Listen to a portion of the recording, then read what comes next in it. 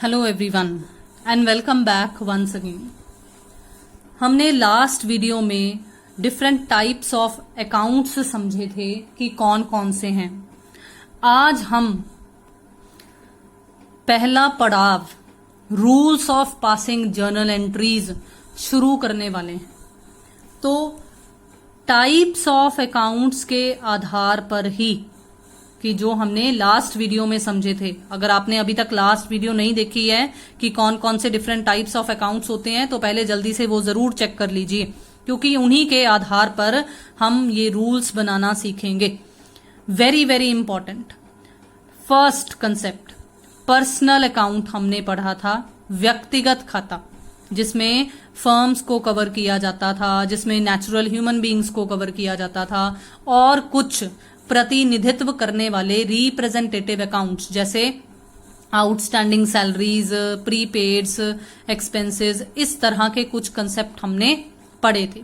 तो देखो, जो पर्सनल अकाउंट है उस पर कौन सा रूल या कौन सा नियम लागू होता है। नियम है DR डॉट, इसको डेबिट बोलते हैं, DEBIT, डेबिट।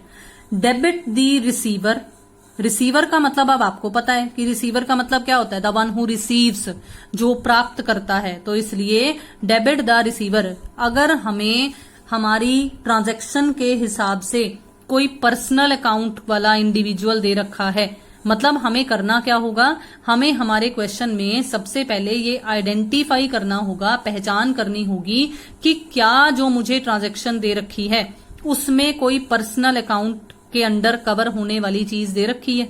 मतलब कोई नेचुरल ह्यूमन बीइंग का नाम दे रखा है क्या, कोई आर्टिफिशियल फर्म का, कंपनी का, मतलब आर्टिफिशियल ह्यूमन बीइंग का नाम दे रखा है क्या, हमें कोई रिप्रेजेंटेटिव अकाउंट दे रखा है, ये चीज हमें पहले चेक करनी पड़ेगी। उसके बाद हम ये नियम लगाएंगे।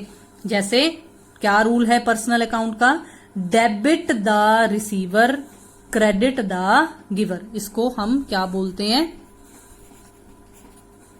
Credit. Debit the receiver and credit the giver, यानी कि जो प्राप्त करने वाला है उसे डेबिट कर दिया जाता है और जो देने वाला होता है उसे क्रेडिट कर दिया जाता है।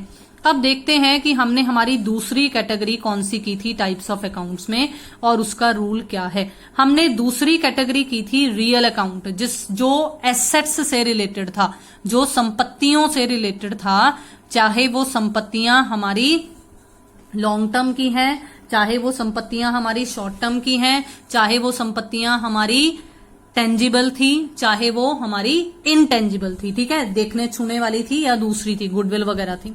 तो देखो, वास्तविक खाते के हिसाब से जो नियम लागू होता है वो है डेबिट। फिर से वही लिखा हुआ है।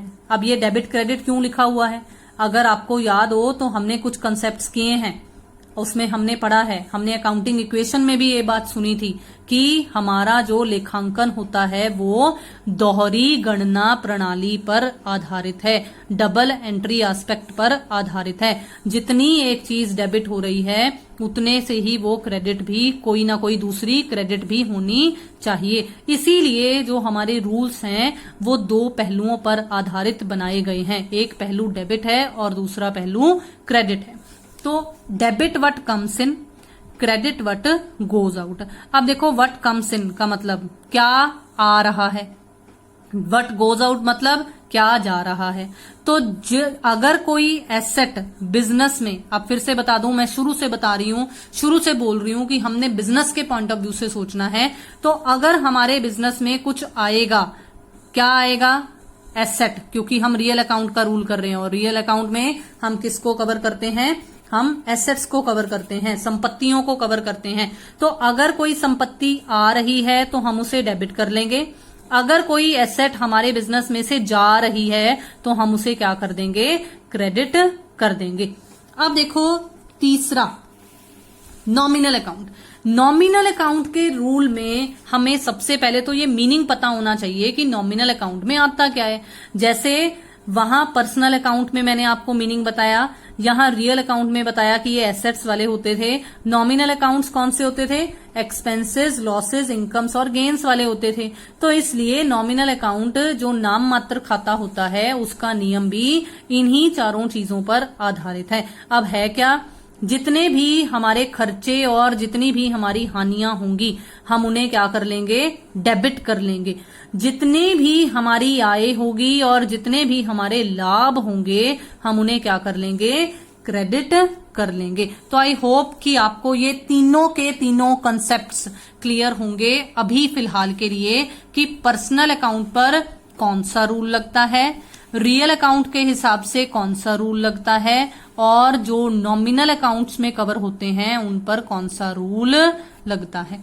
अब देखो, अब अगर मैं बात करूं जो जर्नल मतलब जो एक तरीके से हमारी रोजना मचा प्रविष्टियां हमने पास करनी है, जर्नल एंट्रीज पास करनी है, उसका परफॉर्मा क्या होता है? उसका परफॉर्मा कुछ इस प्रकार से होता है। मतलब आप जब भी कोई जर्नल एंट्री पास करोगे आप ये परफॉर्मा बनाओगे, उसके बाद ही जर्नल एंट्री पास की जाएगी। और परफॉर्मा क्या है? Date, particulars, ledger folio. इसका मतलब लेजर फोलियो होता है, लेजर फोलियो, डेबिट, क्रेडिट। अब देखो पहले तो समझेंगे डेट। डेट का मतलब क्या होता है? तिथि लिखना कि कौन सी डेट पर कौन सी ट्रांजैक्शन हुई है। तो इसका मतलब हम हर जर्नल एंट्री के आगे एक डेट लिखेंगे कि ये इस पर्टिकुलर डेट को हुई है ट्रांजैक्शन, ये ट्रांजैक्शन इस पर्टिकुलर डेट को हुई है।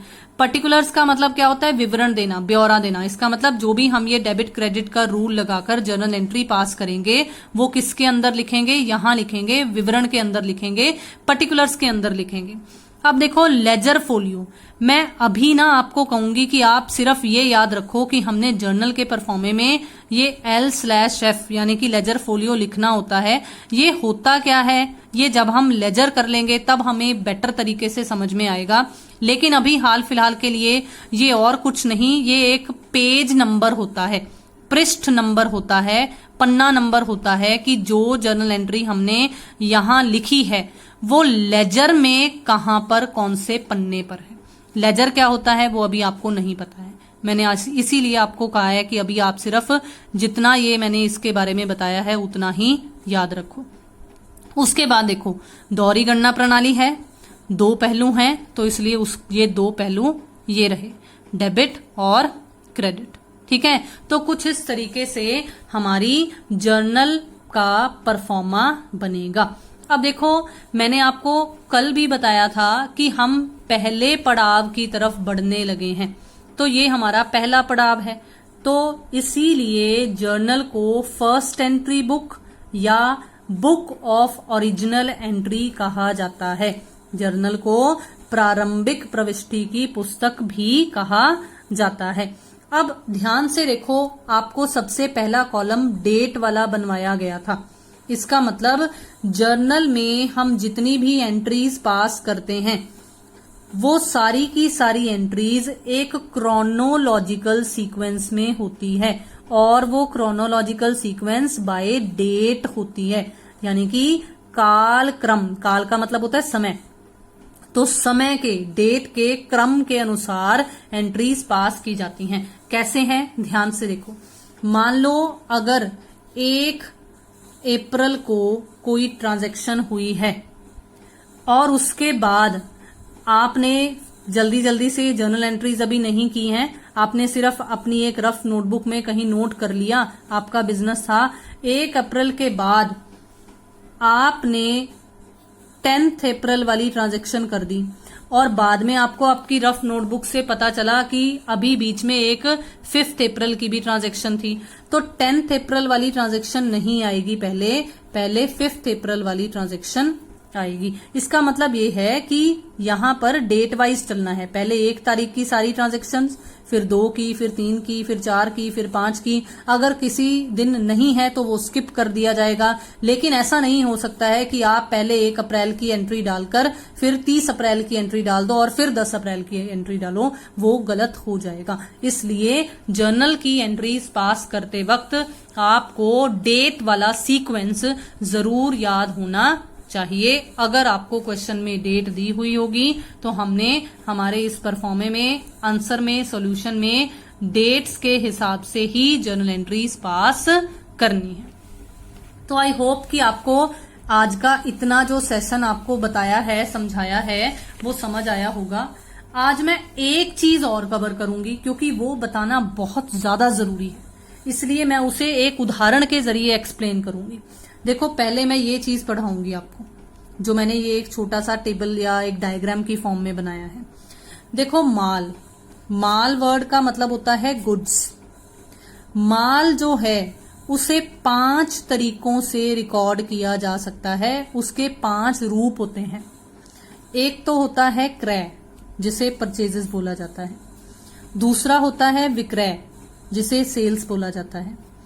तीसरा होता है क्रय वापसी। देखो, क्रय वापसी, क्रय क्या बोला था मैंने? परचेजेस। तो क्रय वापसी क्या बन गया? Purchase return. फिर उसके बाद देखो विक्रय वापसी, विक्रय क्या बोला था मैंने? सेल्स। तो इसलिए क्या बन गया? Sales return. लास्ट बचता है रहतिया, रह गया है, स्टॉक। तो जो अभी बिका नहीं है वो अनसोल्ड गुड्स हमारी क्या बनती हैं? स्टॉक बनती है।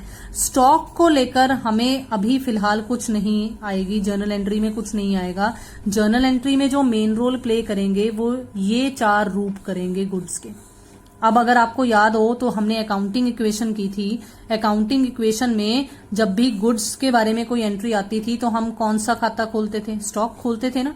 तो इसलिए वहां स्टॉक आता था, यहां हमारे पास स्टॉक नहीं आएगा। यहां जर्नल एंट्रीज में हमारे पास ये 4 रूप हमें ज्यादातर देखने को मिलेंगे। अब बहुत ही ध्यान से समझना कि क्या है ये। देखो, सबसे पहली चीज, अब फिर से मैं दोबारा से आपको अकाउंटिंग इक्वेशन के बारे में थोड़ा सा याद करने के लिए कहूंगी। आप खुद सोचिए अपने दिमाग में, हम स्टॉक को एसेट्स में शो करते थे, लाइबिलिटीज में शो करते थे या कैपिटल में शो करते थे? हम स्टॉक का अलग से एक कॉलम एसेट्स के अंडर कवर करते थे। इसका मतलब स्टॉक हमारी क्या है? एसेट है। एसेट्स पर हम कौन सा रूल लगाते हैं? हमने अभी रूल लगाना सीखा है। हम एसेट्स पर रियल अकाउंट का रूल लगाते हैं। और रियल अकाउंट का रूल क्या कहता है? Debit what comes in, credit what goes out. Remember, debit what comes in, credit what goes out. तो अब देखो बहुत ही ध्यान से, क्रय करने का मतलब क्या होता है? क्रय करने का मतलब खरीदना है। इसका मतलब माल आ रहा है, तो जो आ रहा हो उसे हमने क्या करना होता है? डेबिट। फिर से दोबारा से समझो एक और चीज, नेक्स्ट कंसेप्ट, सेल्स। सेल्स का मतलब क्या होता है? विक्रय। विक्रय का मतलब होता है बेच देना, मतलब निकल गया माल। तो जो जा रहा हो माल, उसको हमने क्या करना है? Credit what goes out. Debit what comes in, credit what goes out. अब बहुत ही ध्यान से समझो, परचेज रिटर्न।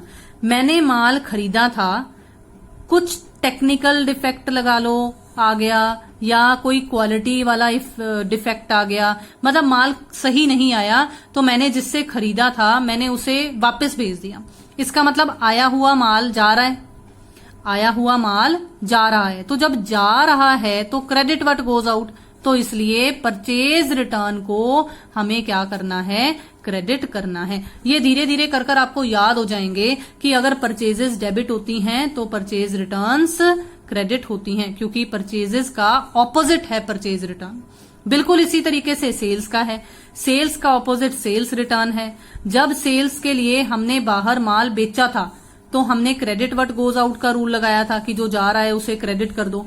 अब यहां पर है कि हमारा माल डिफेक्टिव निकल आया तो सामने वाले बंदे ने हमें वापस कर दिया।